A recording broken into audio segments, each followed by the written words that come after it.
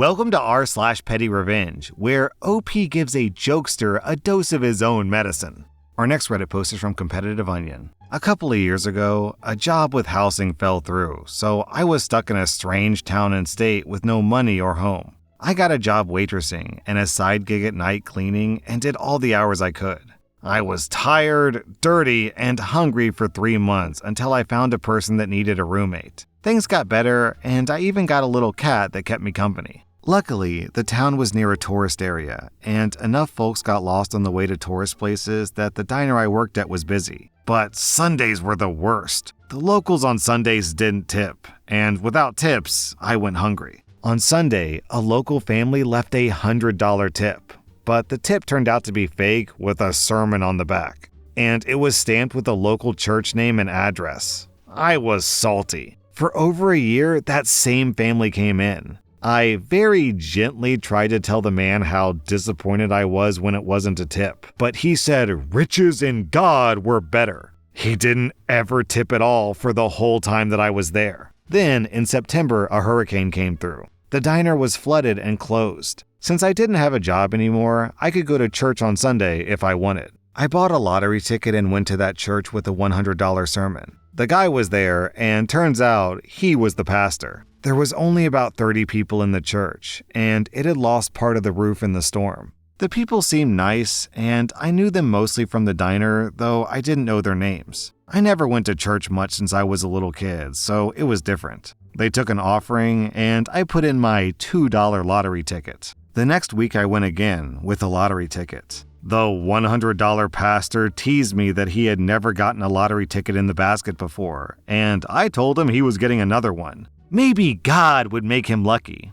He thought it was funny. Then, the next week, I took a fake lottery ticket. My brother had given it to me and told me that it was fake because he didn't want to hurt my feelings. I had held on to it because it was from him. I put that in the basket. The 4th week was the last week that I was there. I got a job in Cincinnati and was going to drive up there that day. The folks at church knew because I had told them the week before and they were saying goodbye. The $100 pastor came up to me and really quietly scolded me before I left, though. He told me it had been real hurtful to think that he had won the lottery enough to fix the roof, and then it turned out to be a joke. He told me I should think about it as I drive to my new job. I told him that now he knew how I felt when he gave me that fake $100 bill when I was sleeping in my car and hungry. I left and was happy about it the whole drive north. It's the best thing I ever did. What makes this extra scummy is that the pastor was effectively advertising his own business because any donations go straight into his pocket.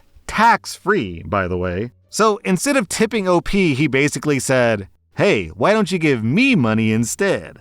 Our next Reddit post is from Twinkies and Wine. In 2010, I worked at a corner drugstore as a department lead, back when those were relevant. I was 21, did the bare minimum, and I hated working Sundays, which were my Fridays. I'll be the first to admit that I could have been a better employee, but I knew this wouldn't be my career, and I was just coasting until I graduated. Sunday, May 2nd rolls around, and I felt awful. I had already not been feeling great. That Friday, I was a bit under the weather. When Saturday came around, I felt pretty okay, but then Sunday hit like a sack of bricks. About 2 hours into my shift, I asked my manager, Ryan, if I could go home. The guys in management despised me, so I was not surprised when this particular manager snarkily responded with, "You need to get someone to come in and finish your shift." To be clear, this wasn't policy. He was just being a butthole because he didn't like me. Fine, no problem. I called one of my coworkers and she came in for me.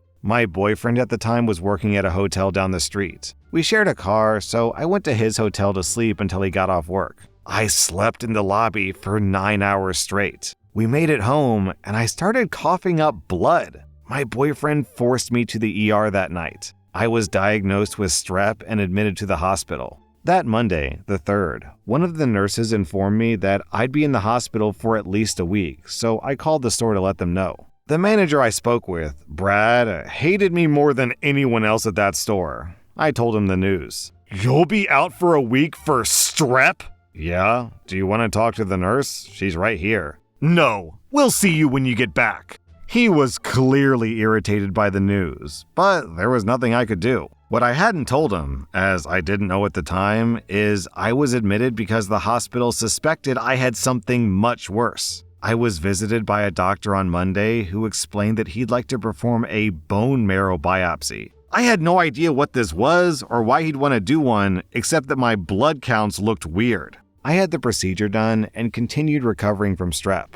Tuesday, May 4th comes, and the doctor from the day before pays me another visit. OP, we got the results back. You have an aggressive form of leukemia that requires immediate treatment. We'll be sending you to a hospital in the big city to start chemo tonight. My world was turned upside down. I called my best friends, all of whom I worked with, and invited them to the hospital to share the news. One of my friends had a shift that afternoon and broke the news to the store. OP has cancer. I spent 28 arduous days in the hospital fighting for my life. My mom had visited my store a few times during my hospital stay and talked with my store manager, letting her know what was going on. My store manager was very understanding and supportive. The other managers never said a word to me, my mom, or my friends about the situation. When I finally got out of the hospital, I went to my old store to pick up my maintenance cancer meds. As I made my way back towards the pharmacy, bruised, bald, and with a bright purple PICC line sticking out of my arm, I turned down aisle 10 and who do I see? Ryan, stocking vitamins. "Hi, Ryan," I gleefully shouted.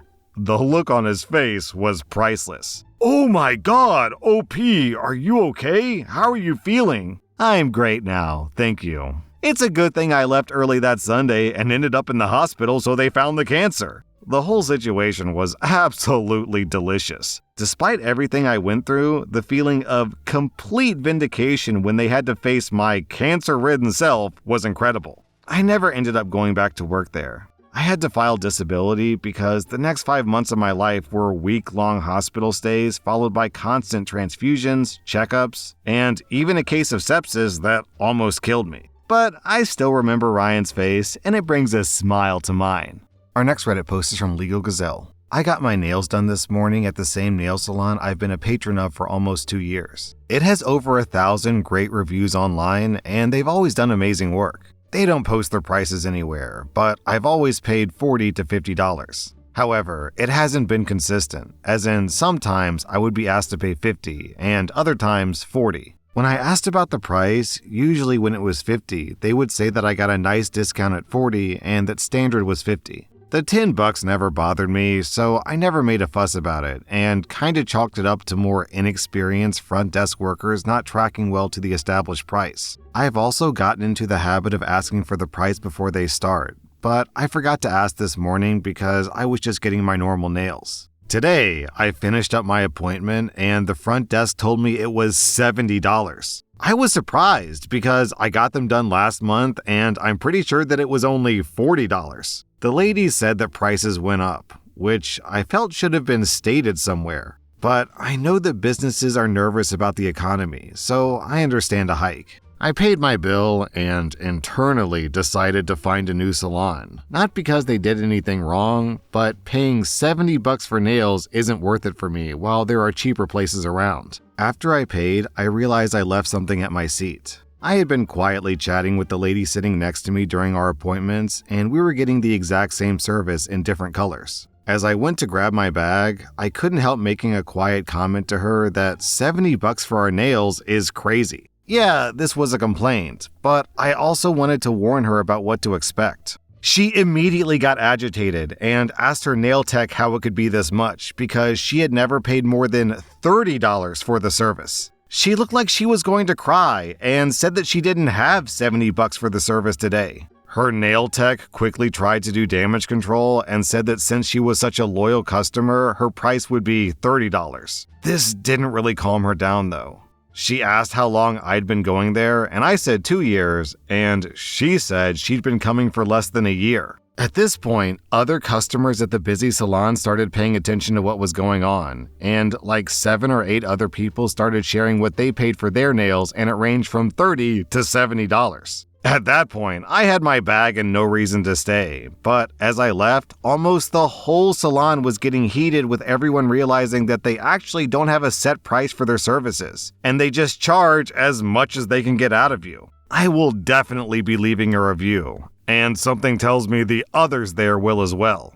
I wonder what factors they use to determine if someone's worth twice as much as someone else. I'm guessing if they come in with, Louboutins and expensive purses and nice makeup, then they probably get upcharged. Our next Reddit post is from Lion O'Brien. When I was a kid, my mom caught me looking at an adult website, and I claimed that it was a pop-up, but she clearly didn't believe me. A few days later, when she wasn't looking, I pulled the same site up on her work laptop and hid it behind her browser window. And I pretended to catch her in the act when she closed her browser and the adult site showed up on her screen. She was flabbergasted and claimed that it was a pop-up, and I was all, yeah, right, because that apparently doesn't happen. And she apologized for not believing me before. I was effing diabolical. I think I might have told this story before, I don't know. But when I was a very young kid and I was interested in seeing some pictures of naked lady butts, I knew that somehow parents were able to tell what websites their kids visited on the computer, but I thought, because I was a stupid kid, that it had to do with the search terms. So I thought that if I found an adult website through an innocent search term, I'd be totally safe. So with my stupid 12-year-old brain, the dirtiest but also innocent word that I could come up with that would be, quote, safe on a Google search was beaver. So I did a search for beaver, and of course it showed me actual real-life furry animal aquatic beavers, which is not what I wanted to see. So I was like, how do I make Google understand what I want to see? So I started looking up Latina beavers, Asian beavers, and I finally found some actual success with Asian beavers. So I was very happy with myself because I thought I'd tricked whatever parental controls were in place or whatever. And then 2 days later, my dad was like, so, Asian beavers? Not as smart as I thought I was, I guess. Our next Reddit post is from The Best Opossum. My boyfriend and I were at a German folk fest, and there was one formal dance that we had to participate in. I danced for a few years when I was a teen, while my boyfriend barely has any dancing experience. There was this one dude who was apparently dancing competitively, and after that formal dance, he made a mean remark about how my boyfriend maybe should have practiced some steps beforehand. He did, and he didn't do a bad job at all. Naturally, I asked the douchebag if he minded having a dance with me. He complied, saying he'd be delighted, and that he also always wanted to have at least one dance with someone who actually knew what they were doing. Next up was a tango argentino, which was lucky for me because you can get really close and can talk the majority of the time if you want, and I really wanted to. I said, so, for how long have you been dancing? 4 years now. Really? Oh, okay, but probably not very regularly. What? Why? No, I go at least once a week. I just thought that people sometimes get busy, with jobs and life, but yeah, I guess you never know. And what's your favorite dance? Tango Argentino is nice, but I think my favorite is... No, of course, it's obvious this isn't your favorite. No worries. Then later, you don't have a steady dancing partner, do you? No. Why? Just the way you dance. Then... Have you ever thought about trying other sports? No, I really like dancing. Why would I? Just asking. I love lifting, for example, and a friend of mine from dancing swears by yoga as cross-training. Oh, yeah, that actually sounds cool. Maybe I'll think about it. Thanks. No problem. Maybe there's even some sport where you have natural talent. The whole dance went like this. When it was over, I thanked him for the dance, and he sourly thanked me back, and I patted his hand with a reassuring, "You're welcome, and don't fret it. Everyone learns at their own pace." Down in the comments, people are asking OP how the boyfriend took it, and she says, "He was rather gleeful during the dance when he saw my evil look and the dude's changing facial expressions. Confusion, anger, relief, then doubt, annoyance, relief, and anger again. He was even more gleeful when I told him what had been said." Our next Reddit post is from Lily Quinn. I was out running errands, lost in thought, just trying to get through the day. As I walked past a man, he looked at me and said, "You should smile more. It would look much better on you," with a stupid smile on his face like he was giving me genuine advice. I stopped, turned to him, and said, "I just got back from identifying my sister's body. She was murdered last night." His face went pale. His mouth opened, then closed like he was searching for words, but nothing came out. He just nodded awkwardly and practically ran away. I don't actually have a sister, but the entitlement some people have to dictate a stranger's emotions is infuriating. You have no idea what someone is dealing with, and assuming they owe you a smile is ignorant and selfish. Maybe next time, he'll think twice before telling someone how they should feel. Down in the comments, we have this story from Pavika Malik. An intern at work, young enough to be my son, pulled this one on me. He said, "Smile, it can't be that bad." I turned to him and said, "Yes, it can. My father died last week." This was indeed the case. It was my first day back at work after his funeral. And beneath that, we have this with Crone with Needles. I taught middle school while I was going through chemo and lost my hair. Luckily, it was right before Halloween, so I picked up a bunch of different wigs. I was wearing a blonde dreadlocks wig, and a worker joked, "Bad hair day?" I straight-faced answered, "No hair day. I have cancer," and I walked out. The secretary said that he was demolished and kept telling everyone how sorry he was. Yeah, maybe just don't comment on people's appearances in general. How about that? That was r/Pettyrevenge, and if you like this content, check out my podcast where I publish the exact same episodes. Also, hit that subscribe button because I put out new Reddit videos every single day.